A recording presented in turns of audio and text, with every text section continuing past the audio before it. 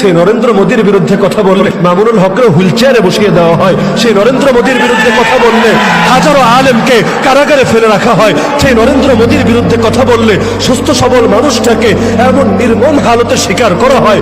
ঈদের দিনও পরিবারের লোক দেখা করতে পারে না। আর সবার খাবার পৌঁছে তার খাবারটাও পৌঁছতে দেওয়া হয় না। আর এই অপরাধে বছর পেরিয়ে যায়। সবার জীবনে ঈদ আসে, তাদের জীবনে ঈদ আসে না। সবার জীবনে সুখ আসে, উৎসব আসে, তাদের জীবনে সুখও আসে না, উৎসবও আসে না। কখনো কারাগারের অন্ধকার প্রকোষ্ঠে ফেলে রাখা হচ্ছে, কখনো সুস্থ মানুষকে ঢুকিয়ে 2 দিন পর তাকে হুইল চেয়ারে বসিয়ে দেওয়া হচ্ছে।